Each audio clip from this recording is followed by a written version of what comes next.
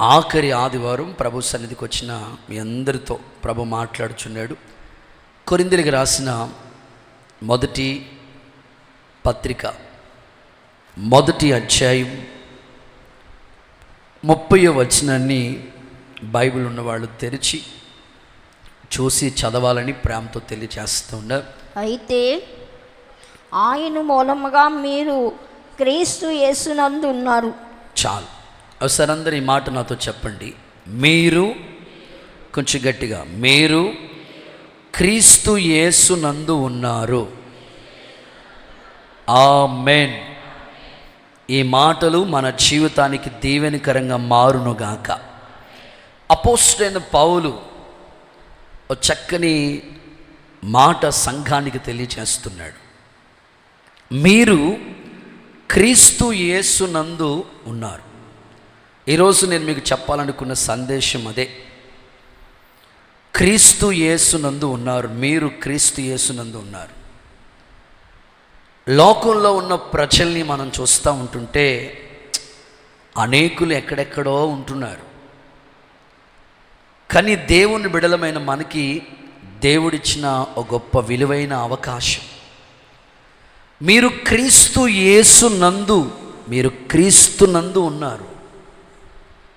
క్రీస్తులో మీరు ఉన్నారు. దైవజనుడు ఆ మాటలు చక్కగా తెలియజేస్తూ ఉన్నాడు. ఆత్మీయులైన మీరు ఈ విషయాన్ని మీరు జ్ఞాపకం చేసుకుంటూ శ్రద్ధగా దేవుని వాక్యాన్ని వినగలిగితే మీకు అవసరమైన మాటలు ప్రభువు బోధించి ప్రకటించి మిమ్మల్ని ఆత్మీయంగా ఉజ్జీవింపచేయునుగాక. కొంతమందిని సమాజం యొక్క స్థితిగతుల్ని మనం చూస్తూ ఉంటుంటే కొంతమంది కోమాలో ఉంటున్నారు. కోమాలో ఉన్నవాడిని చూడండి, డాక్టర్ని అడుగుతాం, అయ్యా ఈయనేంటి ఉన్నాడా పోయాడా అంటే కోమా అంటారు, అంతే, తెలియదు మనకి. చాలామంది విశ్వాస జీవితంలో కోమాలో ఉంటున్నారు. వాళ్ళ విశ్వాసులే, భక్తి చేయవలసిన వాళ్ళు భక్తి చేయకుండా కోమా, అటు చల్లగా ఉండట్లేదు, ఇటు వెచ్చగా ఉండట్లేదు, నులివెచ్చని స్థితి మాట, కోమా. ఈ బ్యాచ్ ఎక్కువగా కనబడుతూ ఉంటారు సంఘంలో. మనం అలా ఉండకూడదు. మరికొంతమందిని మీరు చూస్తూ ఉంటుంటే రాజకీయాల్లో ఉంటారు. వాళ్ళు దేవుని బిడలే కదా, దేవుని బిడలకి ఇవి తగునా కాదు కదా, కానీ వాళ్ళు ఉంటారు. క్రైస్తవ్యానికి ఇది తగదు. ఆత్మీయులు ఎప్పుడు కూడా ఆత్మ సంబంధమైన విషయాల్లోనే ఉండాలి, కానీ లోక సంబంధమైన విషయాల్లో మనం ఇన్వాల్వ్ అవ్వకూడదు. సో ఇంకొంచెం మనం ఆలోచిస్తూ ఉంటుంటే కొంతమంది రకరకాల పరిస్థితుల మధ్యలో ఉంటున్నారు. నామకార్థ క్రైస్తవులు మీరు చూడండి, బ్రాందీ షాపులో ఉండే క్రైస్తవులు కూడా ఉన్నారు కొందరు. సాయంకాలం అయితే చాలు బ్రాందీ షాప్ జరిగిపోతూ ఉంటారు వాళ్ళు. కొంతమంది సినిమా హాల్లో ఉంటారు.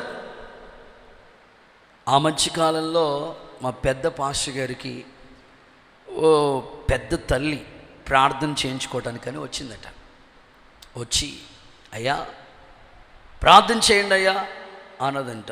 సరేనమ్మ ప్రార్థిస్తాను తల్లి అని అంటే, అయ్యా మా మనోడు ఉంటాడే వాడు అస్సలు మాట వింటలేదయ్యా, ఇదిగో వాడి ఫోన్ నెంబర్ ఇస్తున్నానయ్యా, నువ్వు వాడికి ఫోన్ చేసి మాట్లాడి ప్రార్థన చేయయ్యా అన్నదట. సర్లే అమ్మ, నాకు అంత ఖాళీ ఉండదు. లేదయ్యా, వారు మీ మాట వింటాడు, మీరు చెప్తే వింటాడు, మీరు ఫోన్ చేసి మాట్లాడి ప్రార్థన చేయండి అయ్యా వాడికి. సరే అని ఆయనకి ఖాళీ ఉన్న సమయాల్లో చూసుకుని ఆ స్లిప్ రాసిస్తే ఆ ఫోన్ నెంబర్కి కాల్ చేసి, హలో తమ్ముడు, నేను పాస్టర్ గారిని ప్రార్థన చేస్తాను ఫోన్ అని అట్లా కాల్ చేశారంట. హలో ఎవడరా ఇప్పుడు ఫోన్ చేశాడో, నేను సినిమా హాల్లో ఉన్నాను, పెట్టే అంటున్నాడు వాడు. పెద్ద ఆవిడే చెప్పిందని ఈయన ఫోన్ చేస్తే ఆయన ఎక్కడున్నాడు?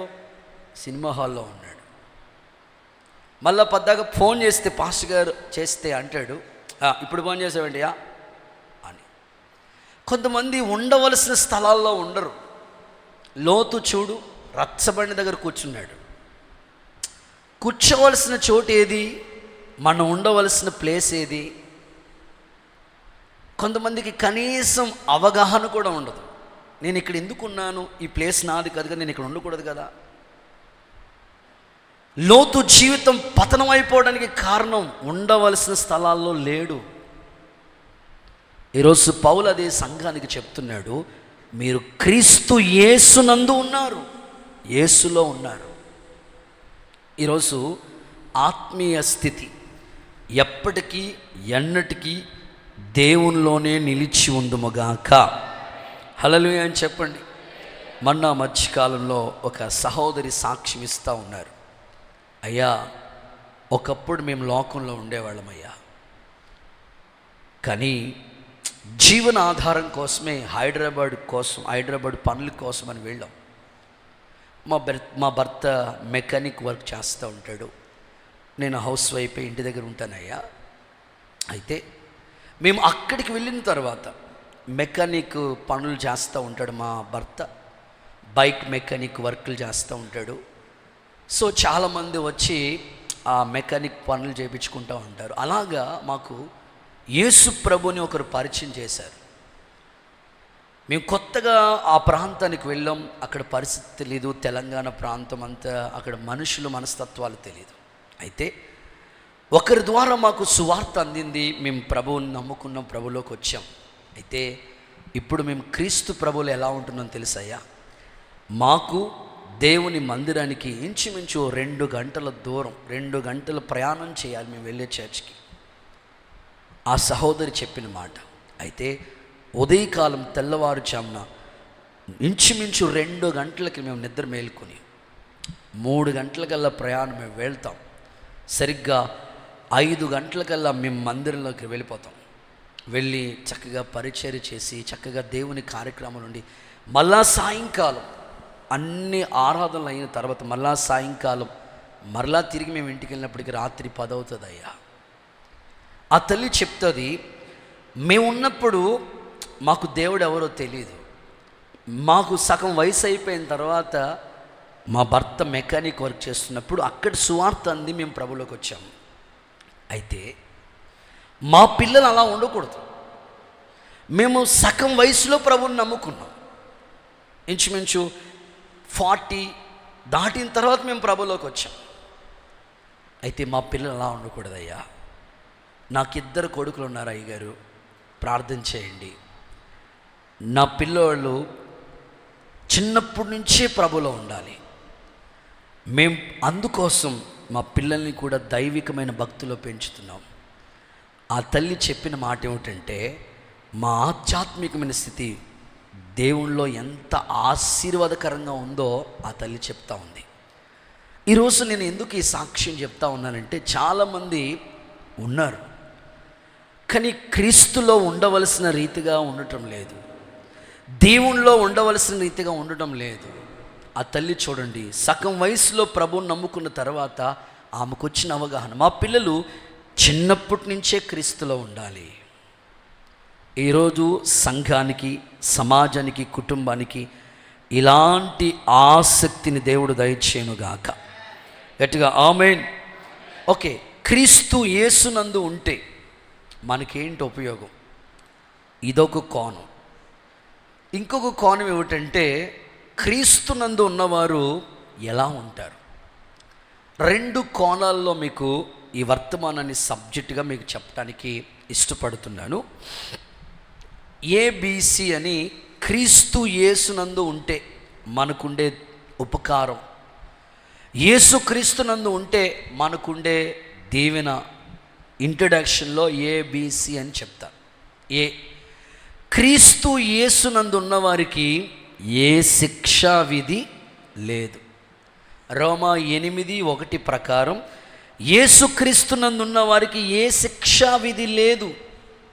నువ్వు క్రీస్తులో ఉంటే ఏ శిక్షా విధి నీకు ఉండదు. నీ జన్మ, కర్మ, పాపాల నుంచి దేవుడు క్షమించి విడిపించి ఆయన రక్తం ద్వారా నిన్ను కడిగి కింద ఉన్న పాతాలని తప్పించుకుని దైవికమైన మార్గాల్లో సాగిపోవటానికి యేసు నాథుడు నీకు సహాయము చేయునుగాక. చేతులెత్తి గట్టిగా చెప్పండి ఆమేనని. ఓకే, ధనవంతుడు లాజరు స్టోరీ మనం చదువుతూ ఉంటే, ధనవంతుడేమో లోకంలో ఉన్నాడు, లాజరేమో ఏమీ లేకపోయిన దేవుళ్ళో ఉన్నాడు. ఓ రోజు ఇద్దరు చనిపోయారు. దేవదూతలు వచ్చి అతన్ని తీసుకుని వెళ్ళడానికి, లాజర్ని తీసుకెళ్ళటానికి. ఏ శిక్షా విధి లేదు.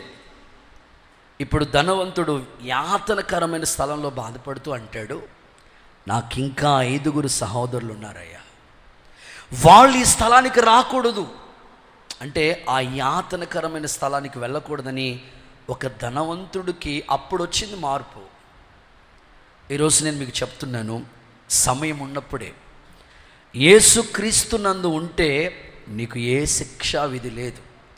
నీ పాపాలన్నీ దేవుడు శిలువ మ్రాను మీద భరించాడు, నీ శిక్షను కొట్టివేశాడు.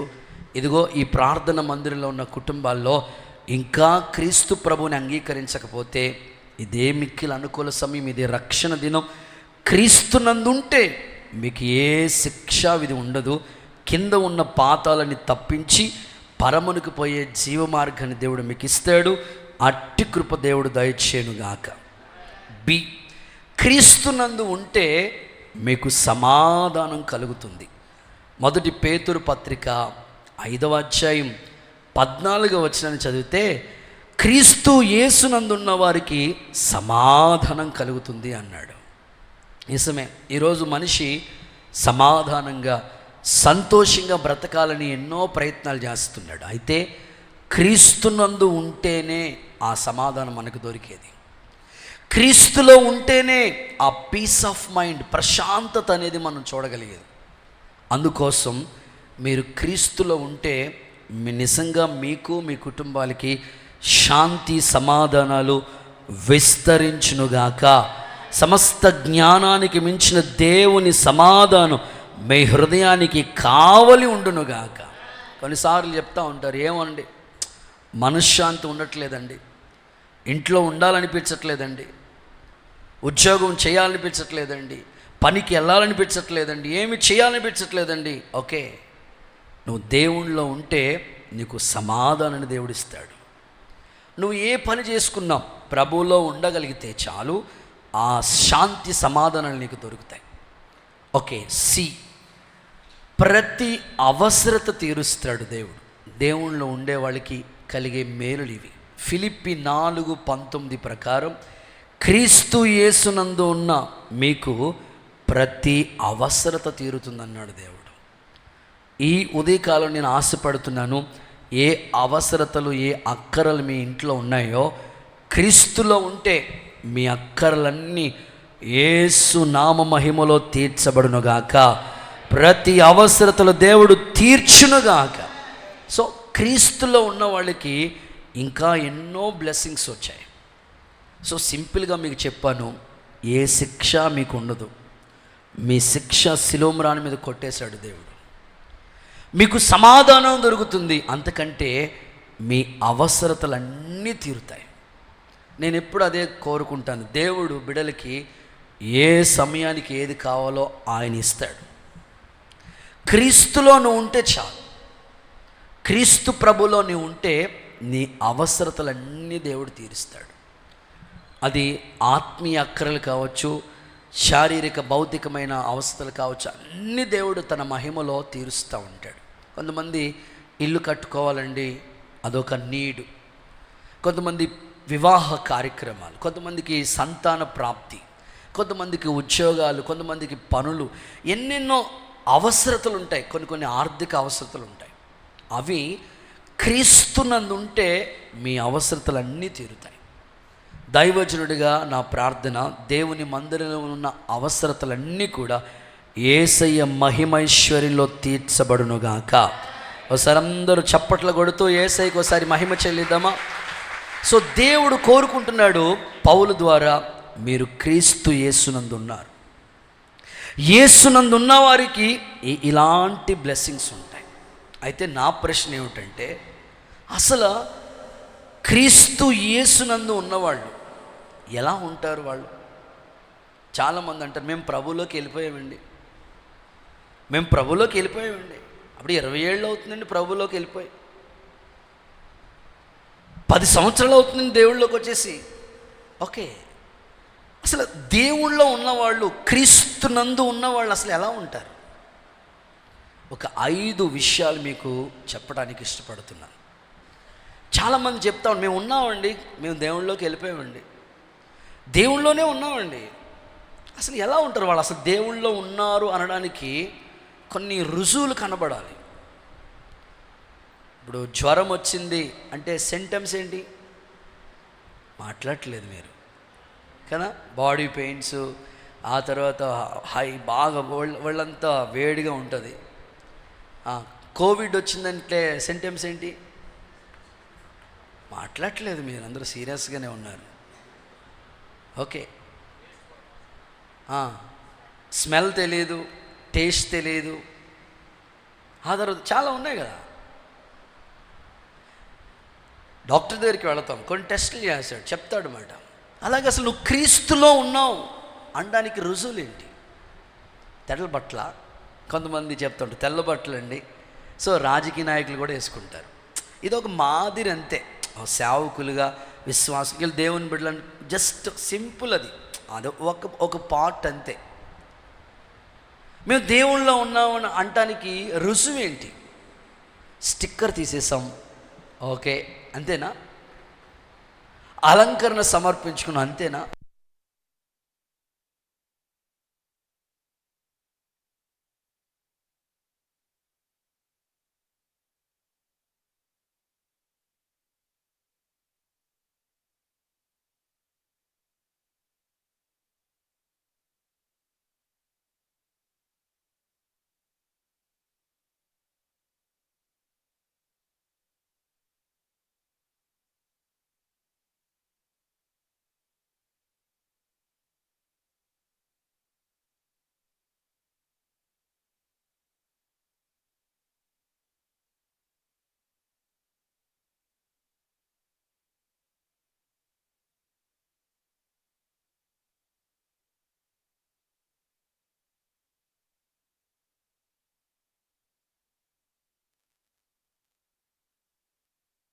గట్టిగా హల్లెలూయా.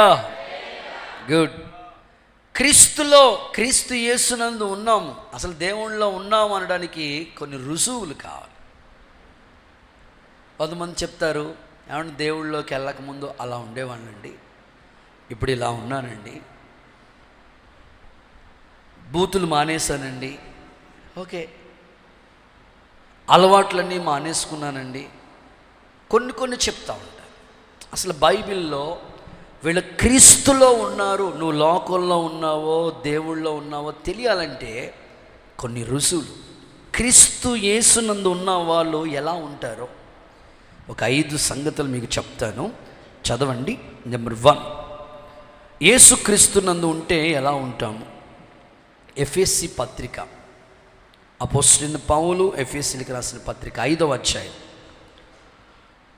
8 నుండి 10 వాక్యాలు చదవగా విందాం. మీరు పూర్వమందు చీకటి అయి ఉంటిరి, మీరు పూర్వమందు చీకటై ఉన్నారు, ఇప్పుడైతే ప్రభువునందు వెలుగై ఉన్నారు. చాలు.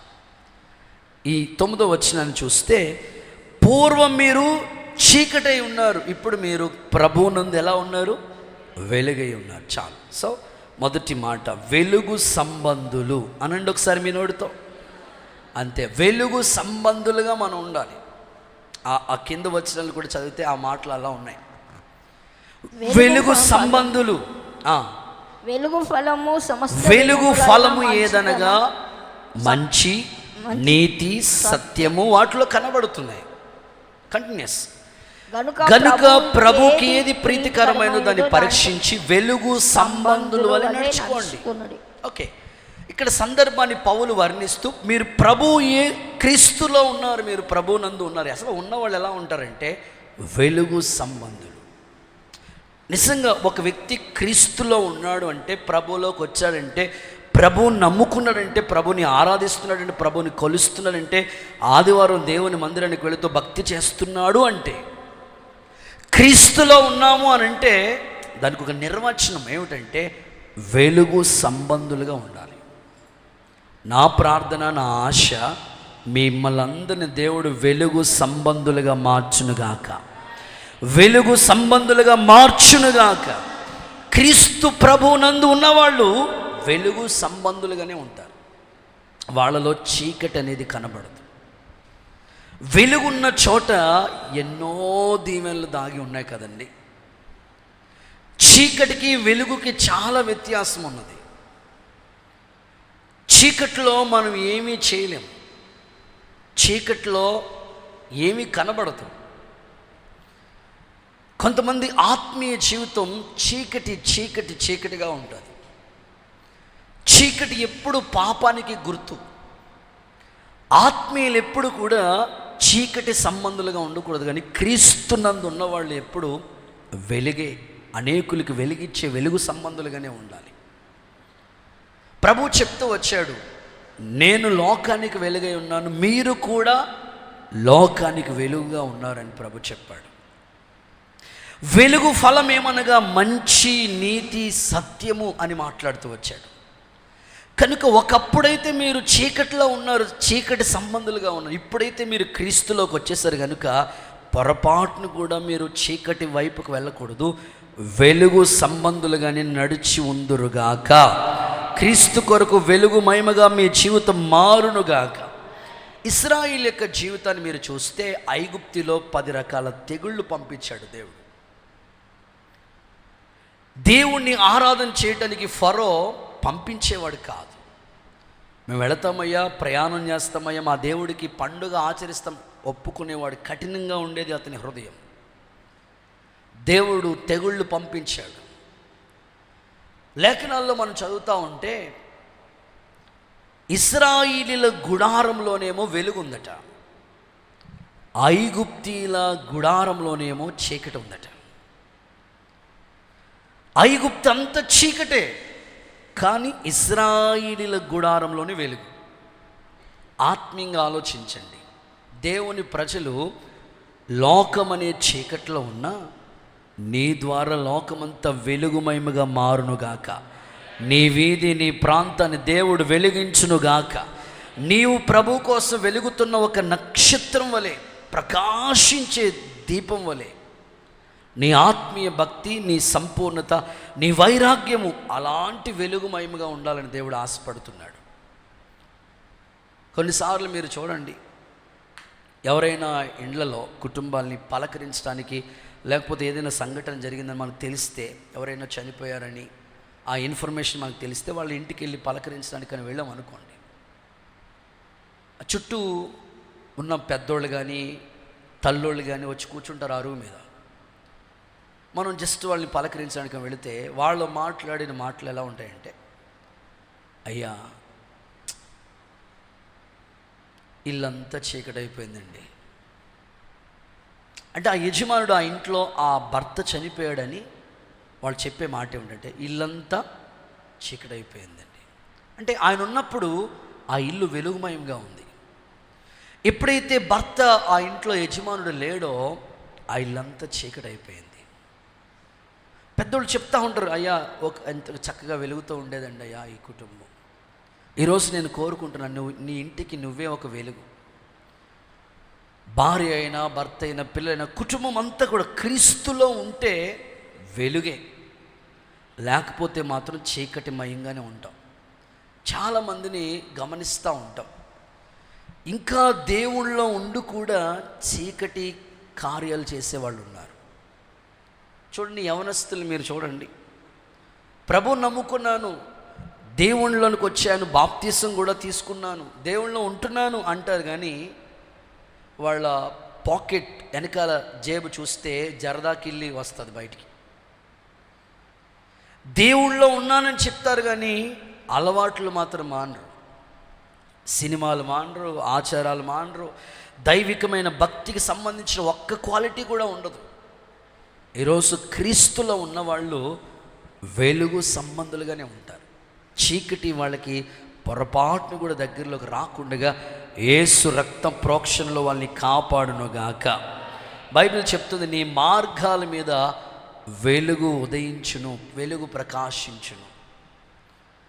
ఆధ్యాత్మికంగా మనం ఆలోచిస్తూ ఉంటుంటే మనం ఎప్పుడు కూడా వెలుగుమయంగానే ఉండాలి. ప్రభు సౌలుని పౌలుగా మార్చిన తర్వాత అన్యజనులకు ఒక వెలుగుగా ఉన్నాడు. చూద్దాం ఆ మాట. అపోస్తుల కార్యాల గ్రంథం 13వ అధ్యాయం 47వ వాక్యం చూడండి. అపోస్తుల కార్యాల గ్రంథం 13వ అధ్యాయం 47వ వచనం. నీవు భూదిగంతముల వరకు రక్షణార్థంగా ఉండునట్లు నిన్ను అన్యజనులకు వెలుగుగా ఉంచాను. నీవు ఒక అన్యజనులకి ఒక వెలుగు, లైట్. దేవుడు కూడా ఈ సంవత్సరం వాగ్దానంలో జనములు నీ వెలుగులోకి వస్తా, నువ్వే ఒక వెలుగు. ఇప్పుడు ప్రభు నిన్ను చేసింది ఏమిటంటే అన్యజనులకి ఒక వెలుగుగా. సో మనం ఉన్న ప్రాంతాలన్నీ కూడా ఎటు చూసినా అన్యజనుల మధ్యలోనే ఉన్నాం. గ్రామాలు వెళుతున్నా, కుటుంబాలు, వీధులు, ఎక్కడికి వెళుతున్నా అన్యజనులు, చుట్టూ అన్యజనులు ఉంటున్నారు. సో వాళ్ళ మధ్యలో మనం ఎలా ఉండాలంటే వాళ్ళకే ఒక వెలుగు, వాళ్ళంతా చీకటిగా ఉన్న వారికి వెలిగిచ్చే దీపంగానే ఉండాలి. అందుకొరకు దేవుడు నిన్ను క్రీస్తునందు నియమించాడు.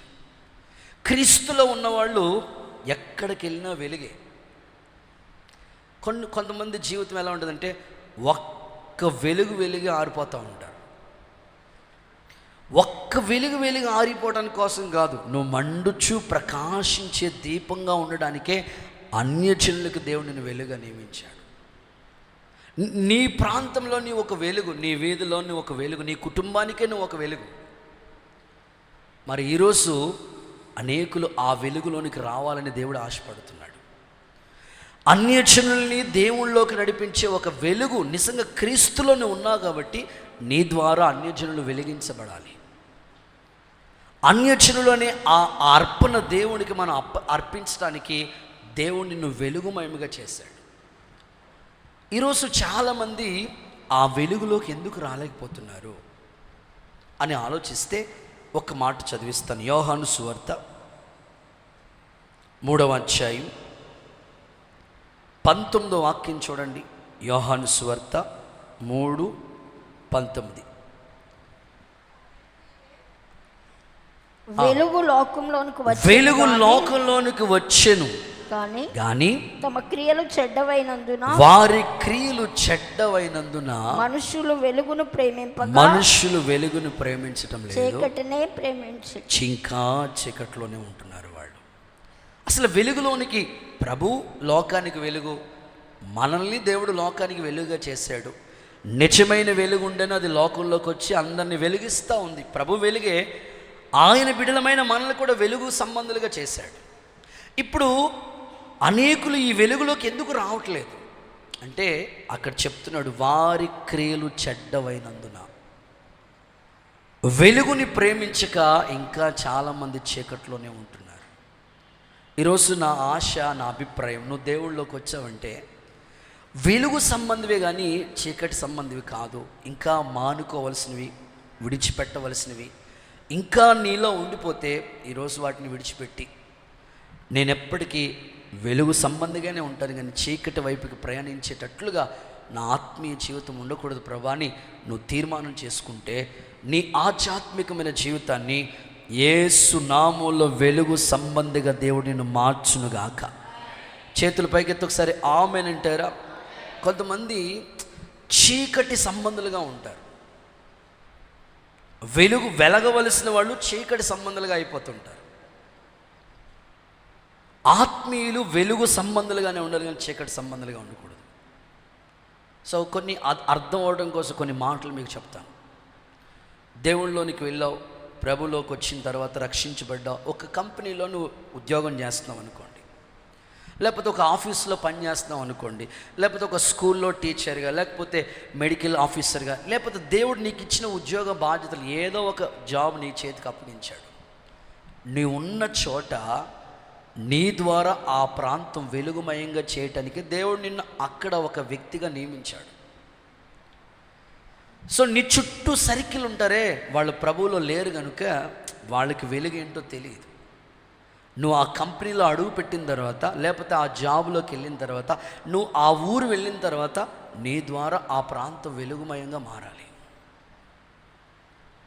దేవుడు ఆశది. అంతేగాని మనం ఎక్కడున్నా చీకటిలాగే ఉంటే వెలుగుమయంగా దేవుళ్ళో ఉన్నంత ఆధ్యాత్మిక స్థితి మనకు ఉండదు. దేవుడు కోరుకునేదేమో నిన్ను అన్ని జనులకి వెలుగుగా చేశాను, ఇంకా అనేకులు ఆ వెలుగులోకి రాకపోవటానికి వాళ్ళ క్రియలు చెడ్డవుగా ఉన్నాయి. సో మనం ఉన్న ప్రాంతంలో మన క్రియలే ప్రజలు చూసేది, మన పద్ధతినే వాళ్ళు చూసేది. కనుక వాళ్ళ మధ్యలో ఎప్పుడు వెలుగుమయంగా ఉండాలి. ఒక్కసారి వెలిగి ఆరిపోయేటట్లుగా ఉండకూడదు. ఎప్పుడూ వెలుగుతున్న జ్యోతులుగానే మనం కనపడాలి. లోకమందు దేవుడు మిమ్మల్ని జ్యోతులుగా ఉండడానికి, ప్రకాశింపచేయటానికి మూర్ఖులకు ఈ వక్ర జనం మధ్యలో లోకమందు జ్యోతులుగా కనబడటానికి దేవుడిని ఎంపిక చేసుకున్నది. లోకం మూర్ఖంగా ప్రవర్తిస్తారు, నువ్వు కూడా అలా ఉంటే ఎలా? లోకం అది. నువ్వు క్రీస్తులో ఉన్నప్పుడు నువ్వు మూర్ఖంగా ప్రవర్తించకూడదు. కొంతమంది అన్నీ బాగుంటాయి, దేవుళ్ళలోనే ఉంటారు, కోపం మానరు. క్రీస్తులో ఉంటే వెలుగు కదా, నీ కోపం ద్వారా ఆ అన్యజనులు మరి దేవుళ్ళలోకి రావాలంటే రాలేరు. కొంతమంది అన్నీ బాగుంటాయి, మంచిగా పర్ఫెక్ట్గా ఉంటారు, కానీ బూతులు తిట్టడం మాత్రం పొరపాటును కూడా మానరు. సో నోరు తెరిస్తే చాలు, అసలు ఎట్లాగా చీకటి ఏలుబడి చేస్తూ ఉంది. కొంతమంది అన్నీ బాగుంటారు, మాట మాత్రం వినరు. అన్నీ బాగుంటాయి, మాట వినరు అసలు. ఈరోజు నువ్వు ఆలోచించు, నీ ఆధ్యాత్మికమైన స్థితి వెలుగుగా ఉందా, చీకటిగా ఉందా? దైవికమైన భక్తి మార్గాల్లో మనం వెలుగు సంబంధులుగానే ఉండాలి. సంఘములో నిన్ను ఒక సాక్షిగా దేవుడు ప్రకాశింపచేసి వెలుగుతున్న జ్యోతిగా దేవుడు సంఘములో నిలుపునుగాక. నీ వెలుగులోనికి ప్రజలు వచ్చేటట్లుగా, నీ భర్త, నీ ఇంట్లో నీ కుటుంబ సభ్యులు మారేటట్లుగా దేవుడు వెలుగు సంబంధిగా నిన్ను మార్చునుగాక. గట్టిగా ఆమేనండి. పెద్ద ఆయన చెప్తూ ఉంటారు, కొన్ని సాక్ష్యాలు వింటూ ఉంటాం. ఒకప్పుడు ఆయన చీకటే. ఎలాంటి చీకటి అంటే, ఆ ఊరిలో ఆయన అరుగు మీద చాలామంది వేసవికాలం వస్తే ఇట్లా వాకిట్లో మంచాలు వేసుకుని చల్లటి గాలికి వాకిట్లో పడుకుంటారు. సో ఆయన ఆ వీధిలో వస్తున్నాడంటే భయం వేసేదంట, అంత చీకటి బ్రతుకు. ఫుల్ డ్రింకర్, అస్సలు అంత దారుణంగా తాగేస్తూ ఉండేవాడు. ఎంత దారుణం అంటే భార్య మెడలో ఉన్న మంగళసూత్రం కూడా అమ్మేశాడు, పిల్లల చెవులకున్న రింగులు కూడా తీసుకెళ్ళిపోయాడు. ఇంకా ఎంత దారుణం అంటే, ఒక టైలర్, ఆయన బట్టలు కుట్టే మిషన్ టైలర్.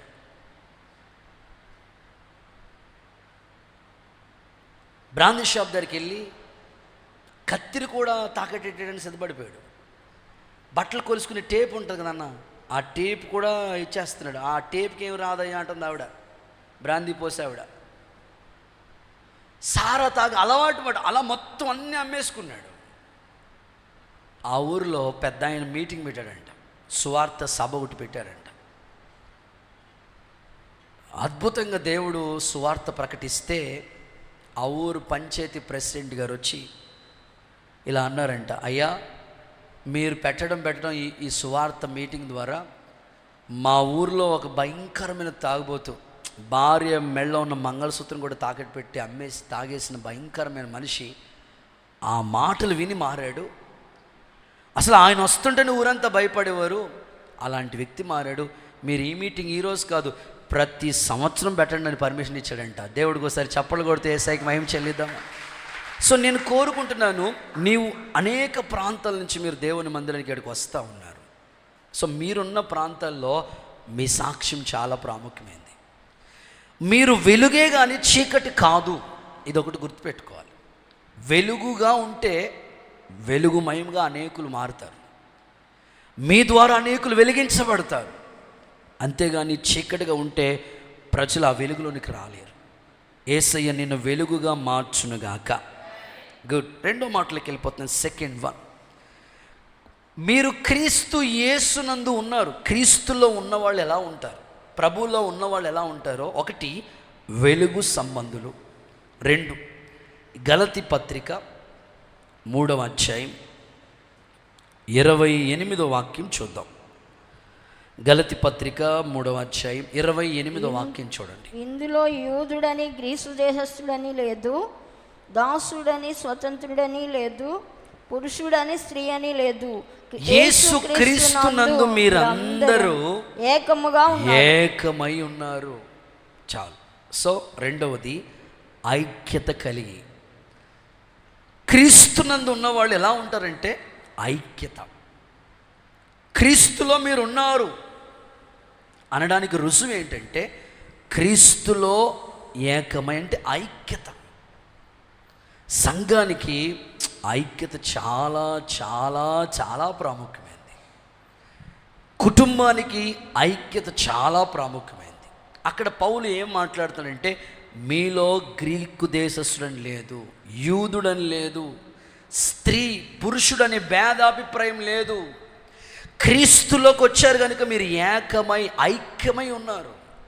సంఘమునికి ఎప్పుడైతే ఐక్యత ఉంటుందో, ఐక్యత ఉన్న చోటే ఆశీర్వాదం, శాశ్వత జీవం, సమస్త దీవెనలు దేవుడు దాచిపెట్టాడు. ఎప్పుడైతే కుటుంబాల్లో ఐక్యతకు మనం చోటిస్తామో, సంఘములో ఐక్యతకు చోటిస్తామో, అక్కడ ప్రభువు ఉంటాడు. క్రీస్తులో ఉన్నవాళ్ళు ఎప్పుడూ ఏకమై ఐక్యమై ఖచ్చితంగా వాళ్ళు ఉంటారు. వాళ్ళలో భేదాభిప్రాయాలు ఉండవు. ఈరోజు సంఘానికి దేవుడు కోరుకుంటుంది ఏమిటంటే భేదాభిప్రాయాలు మీలోకి రాకూడదు, గ్రూపిజం రాకూడదు. మేము వీళ్ళ పార్టీ అండి, మేము వీళ్ళతోనే ఉంటాం, వాళ్ళ ప్రక్కనే కూర్చుంటామండి, ఇట్లా ఉండకూడదు సంఘానికి. కొంతమంది చూడండి వాళ్ళతోనే ఉంటారు, ఇంకెవ్వరితోని మాట్లాడరు. అది క్రైస్తవ్యానికి కుదరదు. దేవుడు అందరినీ ఐక్యపరిచాడు. బాడీలో అవయవాలన్నీ ఎలా కలిసి ఉన్నాయో మనం అందరితో యూనిటీ, సంఘములోన ఆ ఐక్యత కావాలి. క్రీస్తులో ఉన్నవాళ్ళు ఎప్పుడూ యూనిటీ, ఐక్యతకి ప్రాధాన్యత ఇస్తూనే ఉండాలి. దేవుడు సంఘంలో మిమ్మల్ని అలాంటి ఐక్యత కలిగిన మనసు దయచేయునుగాక. పాటలు పాడేవాళ్ళు ఉన్నారు. పాటలు పాడేవాళ్ళకి ఒక యూనిటీ, ఒకే మనసు ఉండాలి. ఆ అనుభవాలు ఉంటే, ఏక మనసు ఉంటే అక్కడ దేవుడు కార్యం జరిగిస్తాడు. వాళ్ళు ఒక స్కేల్లో, మీరు ఒక స్కేల్లో, ఇంకొక స్కేల్లో పాడుతూ ఉంటుంటే ఆ వాయించే వాళ్ళు ఏ స్కేల్లో వాయించాలో వాళ్ళకి అర్థం కాదు.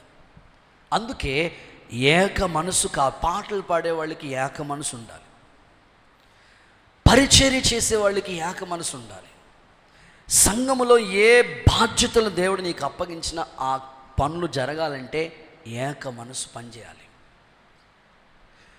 ఒకే 120 మంది ఒకే మేడగదిలో ఉన్నారు, వాళ్ళలో ఏక మనసు పనిచేసింది. వెంటనే పరిశుద్ధాత్ముడు క్రియ చేశాడు. ఎక్కడ ఏక మనసు పనిచేస్తూ ఉంటుందో అక్కడ దేవుని ఆత్మకార్యం జరుగుతుంది. నా ప్రార్థన, దైవికమైన ఆలోచన ప్రకారం నేను కోరుకుంటున్నాను, మీరందరికీ దేవుడు ఏక మనసు దయచేయునుగాక. భేదాభిప్రాయాలు పూర్తిగా తొలగిపోవునుగాక. శరీరంలో అవయవాలు ఎలాగైతే ఐక్యతగా ఉన్నాయో దేవుడు సంఘాన్ని అలాంటి ఐక్యముగా మార్చునుగాక. గట్టిగా ఆమేన్ చెప్పండి. నా బాధ అంతా ఏమిటంటే దెయ్యాలకున్న ఐక్యత మనుషులకు ఉండట్లేదు. హలో, వింటున్నారా? సేన పట్టిన దెయ్యం. సేన అంటే ఎంతమంది? సేన అంటే బ్రదర్స్, సేన అంటే 2000 మంది దెయ్యాలు. 200 కదా, 2000 దెయ్యాలు. అవన్నీ యూనిటీగా పనిచేసినాయి. 2000 దెయ్యాలు మేమందరం కలిసి ఒకటే అంటున్నాయి. 2000 మంది ఒక్క మనసు కలిగి ఉండడం అంటే కష్టమైంది. అది దెయ్యాల మధ్యలో ఐక్యత ఉంది. లోకంలో ఏదైనా జరుగుతుందో ఇప్పుడు చూడండి, వాళ్ళు ఏదైనా సరే ఐక్యతగా చేస్తూ ఉంటారు. లోకంలో ఏది జరుగుతున్నా సరే, ఏది ఎవరినైనా చంపాలన్నా, ఏ చేయాలన్నా, ఏది లోకల్లో రకరకాలు జరుగుతున్నవి, వాళ్ళంతా ఒక ప్లాన్గా చేసుకుంటారు. క్రిస్టియానిటీలో ఐక్యత లోపిస్తూ ఉంది. వాళ్ళ పాటలు పాడితే నేను రాను, వాళ్ళు వాయిద్యాలు వాయిస్తే నేను పాడను, వాడు సౌండ్ సిస్టమ్ దగ్గర ఉంటే నేను రాను, వాడు డ్రమ్ము కొడితే చూడండి, కొన్ని సంవత్సరాలు మీరు చూడండి, ప్రతి ఆదివారం ఆరాధన జరుగుతుంది, డ్రమ్ము కొట్టుతూ ఉంటాడు, వచ్చేవాడు రాలేదు, ఆ రోజు డ్రమ్ము కొట్టేవాడు రాలేదు, రాకపోతే మరి ఆ రోజు ప్రార్థన మానేయాలా, వేరేవాడు కొట్టకూడదా? ఈరోజు ఎలా క్రైస్తవ్యం ఎంత దారుణంగా దిగజారిపోయిందంటే, వాళ్ళు చేస్తే నేను చేయను, వాడు వంట దగ్గర ఉంటే నేను రాను, వాడు పొయ్యి దగ్గర ఉంటే నేను రాను, వాడు కిచెన్ దగ్గర ఉంటే ఏంటి అది? సంఘములో ఐక్యత లోపిస్తూ ఉంది. వాళ్ళు చేస్తే నేను చేయను, ఆ అనుభవాలు మనకు ఉండకూడదు. అందరినీ మనం కలుపుకోవాలి, అందరూ కావాలి సంఘానికి, అందరూ. వాళ్ళు రక్తంతో కడగబడ్డారు, నీవు క్రీస్తు రక్తంతో కడగబడ్డారు, వాళ్ళు బాప్తిసం పొందారు, నీవు బాప్తిసం పొందారు. వారు ఆధ్యాత్మికమైన జీవితం ఒకరిని ఒకరు ప్రోత్సహించుకుంటేనే కదా సంఘం. దెయ్యాలకున్న ఐక్యత ఈరోజు సంఘానికి లేదు, ఎంత విచారమో చూడండి. ఇంకా చెప్పనా, నీళ్లు లేని చోట్ల తిరుగుతుందంట దెయ్యం, తిరిగి మరీ 7 చెడ్డ దెయ్యాలు తీసుకొచ్చిందంట.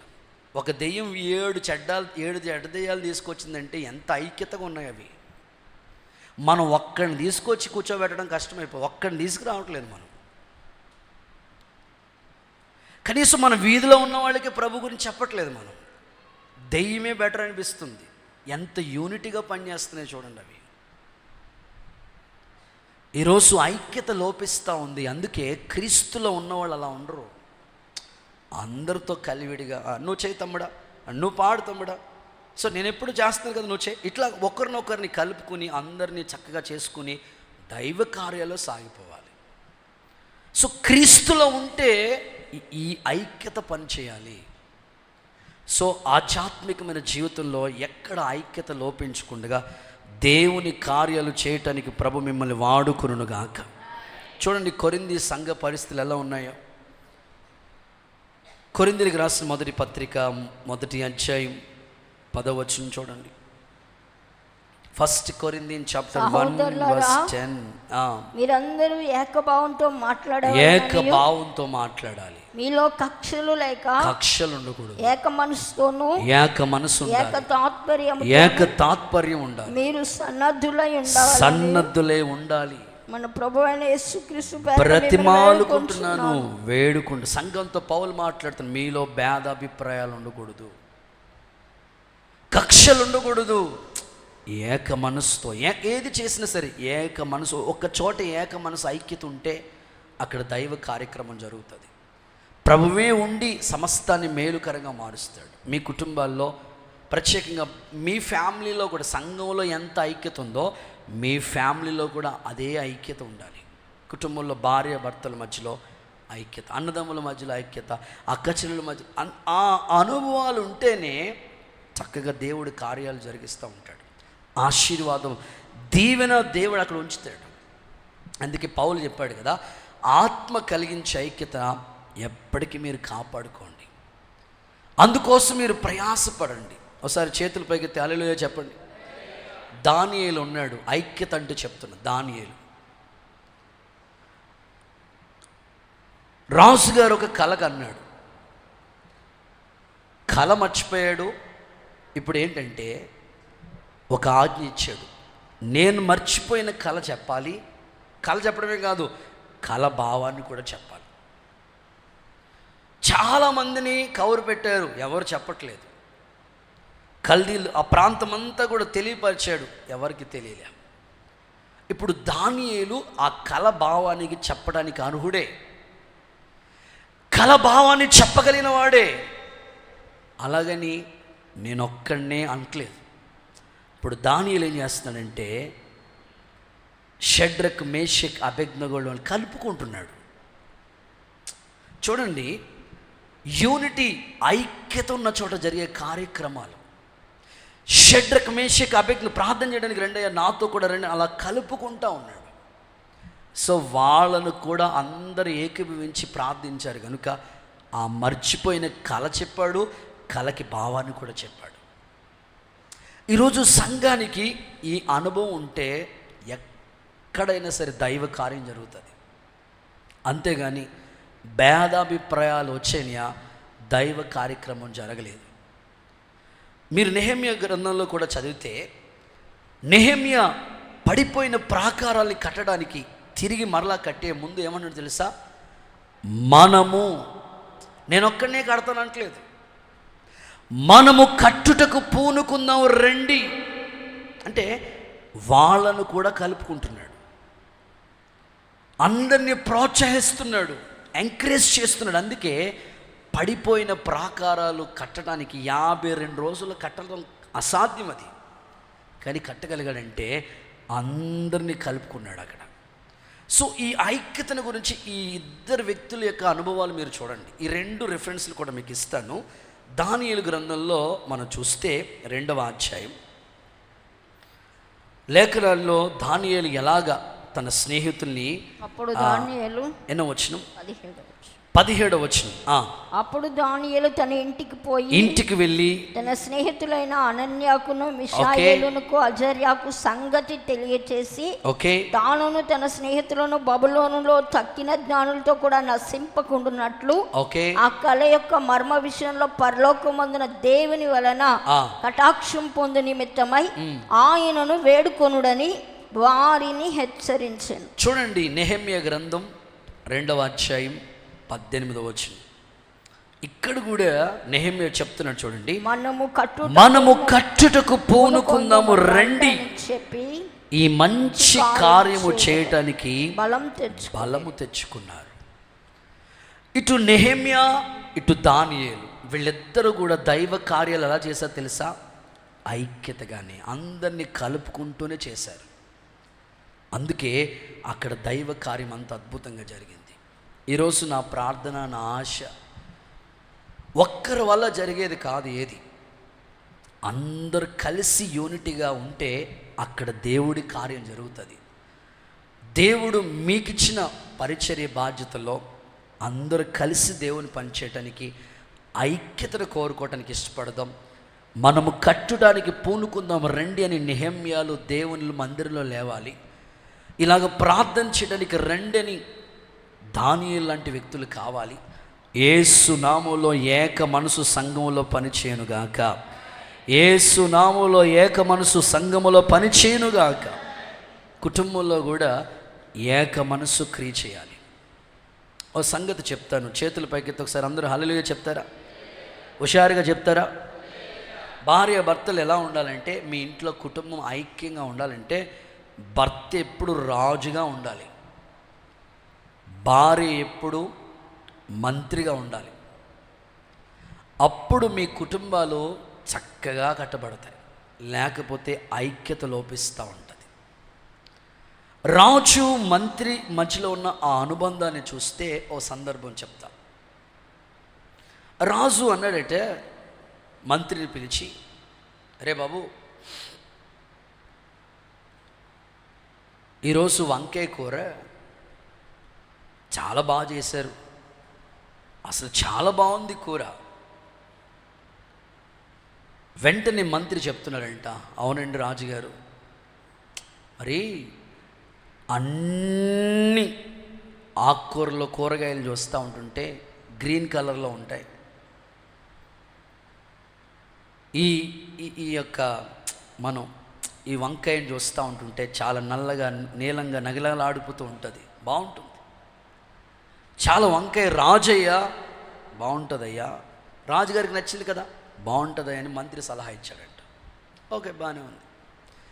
రోజు వంకాయ వండుతున్నారు ఇంట్లో. దేవుడికి స్తోత్రం చెప్పండి ఒకసారి.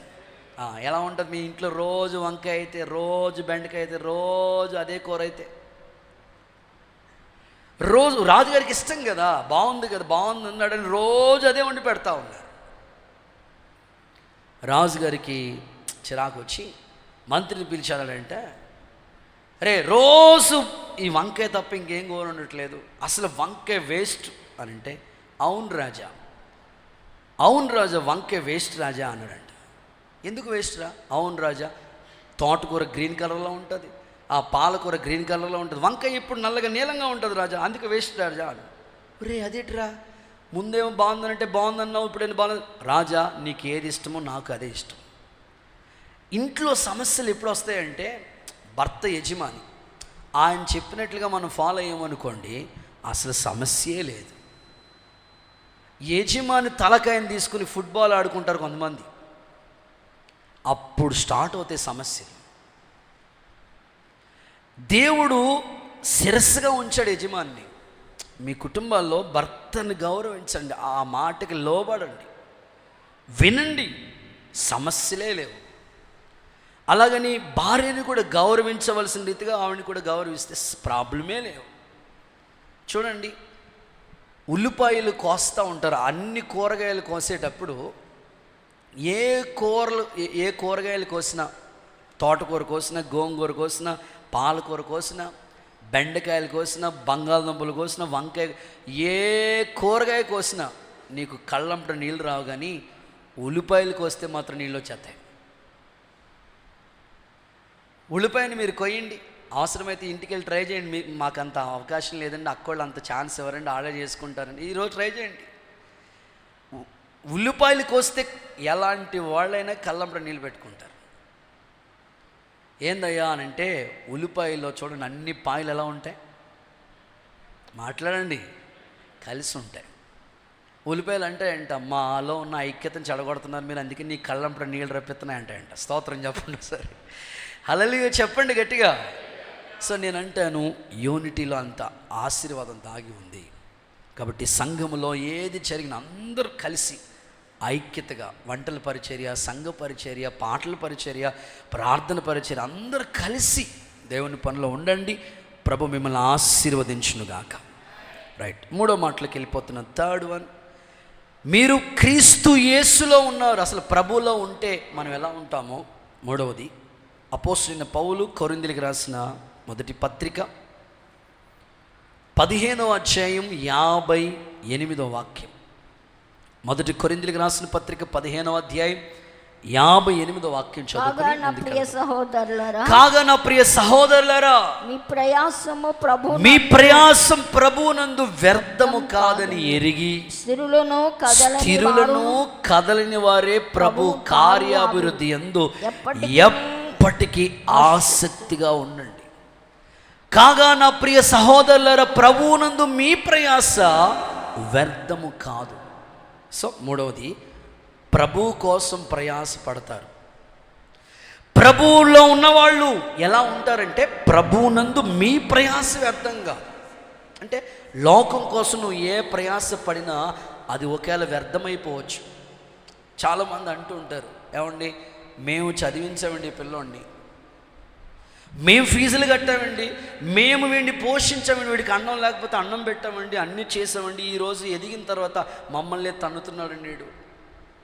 ఒకవేళ నువ్వు మనుషుల కొరకు ఏది చేసినా వ్యర్థం అవ్వచ్చేమో, కానీ ప్రభు కోసం ఇలా చెప్పాడు, నా నామం పేరట గిన్నెడు చల్లీలు ఇచ్చిన దాని ఫలాన్ని పోగొట్టుకోరు.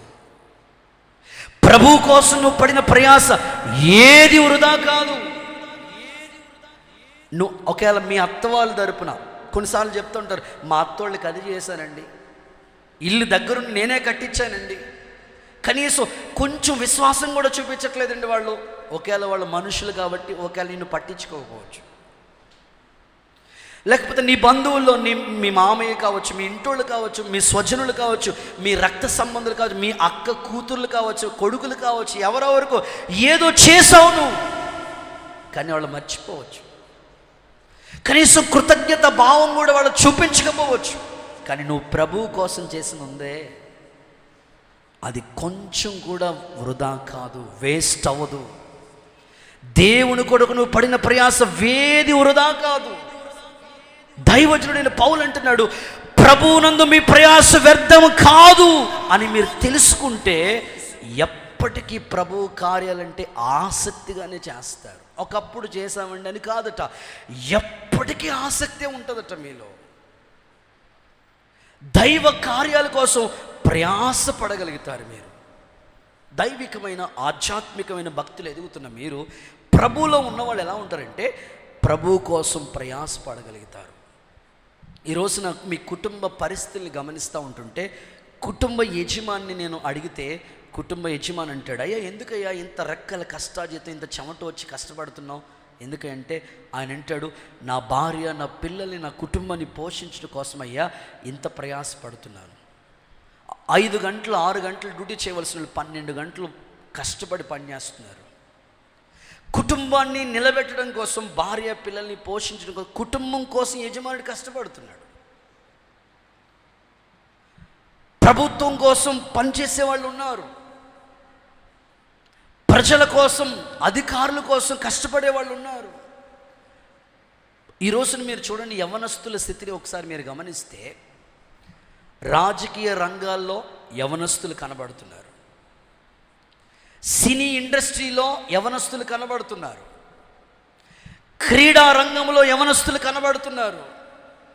లోకుల్లో ఎక్కడ చూసినా యవనస్తులు కనబడుతున్నారు. కానీ ప్రభువు దగ్గరికి వచ్చినప్పటికీ యవనస్తులు కనుమరుగైపోతున్నారు. ఒక్క యవనస్తుడిని దేవుళ్ళలోకి నడిపించడం చాలా కష్టమైపోతుంది. వాళ్ళు ప్రభువులో ఉండట్లేదు, ప్రభు కోసం ప్రయాసపడలేదు. ఈరోజు నా ప్రార్థన, నా ఆశ, దేవుని కోసం నువ్వు పడే ప్రయాస ఏది వృధా కాదు. ప్రభువులో ఉన్నవాళ్ళు ఎప్పుడు ప్రభు కోసం ప్రయాసపడతారు. సంఘానికి ఇట్టి కృప దేవుడు దయచేయునుగాక. ఫిలిప్పీ పత్రిక 4వ అధ్యాయం 3వ వచనాన్ని చూస్తే అక్కడ సంఘంకి ఎంత ప్రయాసపడుతున్నారో పౌలుతో కలిసి చూస్తున్నాం. అవును, నిజమైన సహకారి ఆ క్లెమెంతుతో ఇలా చెప్పు, నా ఇతర సహకారులతో సువార్త పనిలో నాతో కూడా ప్రయాసపడ్డారు వాళ్ళు గనుక వారికి సహాయం చేయమని వేడుకుంటున్నాను. ఆ సహకారుల పేర్లు జీవ గ్రంథంలో ఉన్నాయి. నేను అంటాను, సువార్త పనిలో సహకరించే ప్రయాసపడే కొంతమంది ఉన్నారు అక్కడ. పౌలు సేవ ఇంత అద్భుతంగా జరగటానికి ఆయనతో కలిసి పనిచేసే వాళ్ళు ఉన్నారు, సహకరించే వాళ్ళు ఉన్నారు, ప్రయాసపడే వాళ్ళు ఉన్నారు. అందుకే అద్భుతంగా సేవ జరుగుతూ వచ్చింది. నేను కూడా ఎక్కడికి వెళ్ళినా మన పరిచర్య గురించి చెప్పగలిగిన మాట.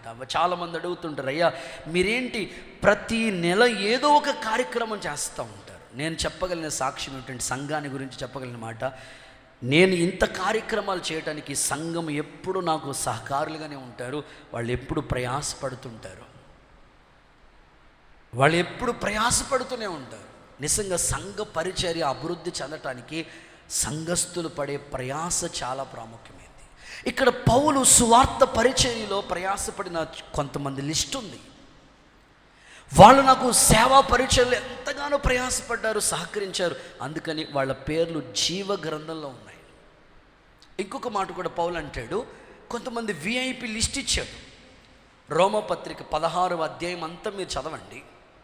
అందులో ఒక్క మాట చదివిస్తాను. రోమపత్రిక 16వ అధ్యాయం 12వ వాక్యం 6వ వచనం, 6వ వచనము 12వ వచనం మీరు చూస్తే, మీ కొరకు బహుగా ప్రయాసపడిన మరియా, బహుగా ప్రయాసపడిన పెర్సిసు, వీళ్ళిద్దరూ స్త్రీలే. ఇంకా పురుషుల సంఖ్య కూడా అక్కడ ఉంది. ఆ 16వ అధ్యాయం అంతా విఐపి లిస్ట్. పౌలు పరిచర్య కోసం చాలామంది ప్రయాసపడ్డారు, చాలామంది శ్రమ పడ్డారు. వాళ్ళందరికీ పౌలు గుర్తు చేస్తూ థ్యాంక్స్ గివింగ్ చెప్తా ఉన్నాడు, వందనాలు వందనాలు అంటున్నాడు. పౌలు పరిచర్యలో వీళ్ళందరూ బహుగా మరియమ్మ గారు బహుగా ప్రయాసపడ్డారట. పెర్సిస్ అనే సహోదరి మరింతగా ప్రయాసపడిందంట.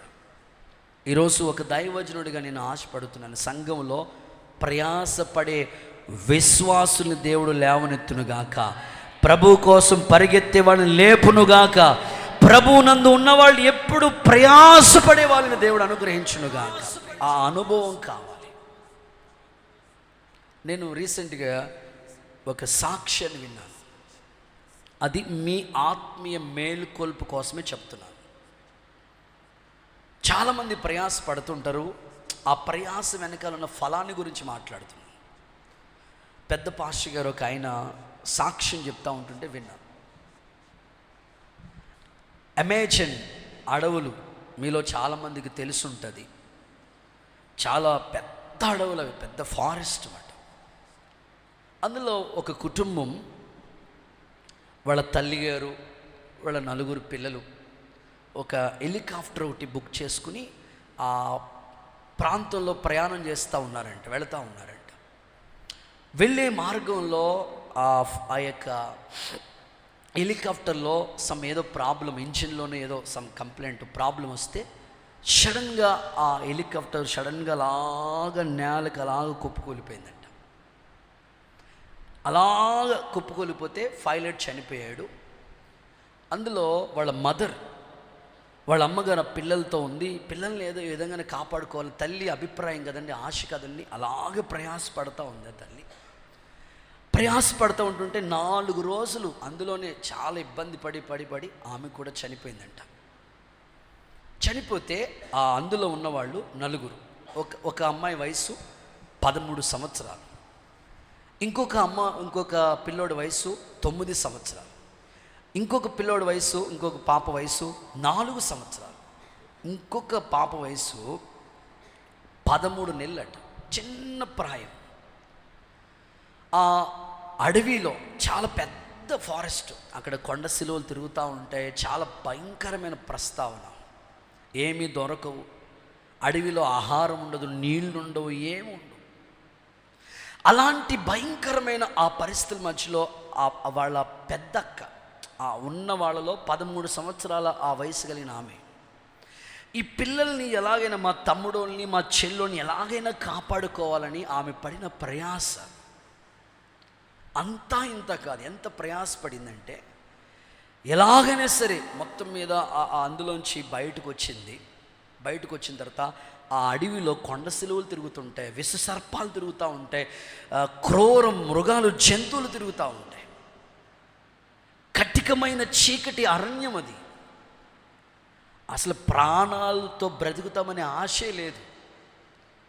ఆ అడవిలో ఆమెంట ఆ పిల్లల్ని జాగ్రత్తగా, వాళ్ళ తమ్ముడోళ్ళని వాళ్ళందరినీ తీసుకుని జాగ్రత్తగా ఓ చెట్టు చిన్న ప్లేస్ దగ్గరికి వెళ్ళి వాళ్ళని జాగ్రత్తగా కాపాడుతూ ఉందంట. ఎన్ని రోజులు తెలుసా?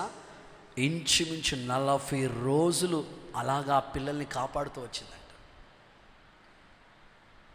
నీళ్లు లేవు, అక్కడెక్కడైనా చిన్నది ఉంటే అక్కడికి వెళ్ళి నీళ్ళు తీసుకురావటం, ఏదైనా చిన్న ఆహారం దొరికితే అలా తీసుకొచ్చి ఆ పిల్లలకు పెడతా ఉండేదంట. 40 రోజులు వాళ్ళని కాపాడిందంట ఆ సహోదరి. ఇంకా అద్భుతం ఏమిటంటే అందులో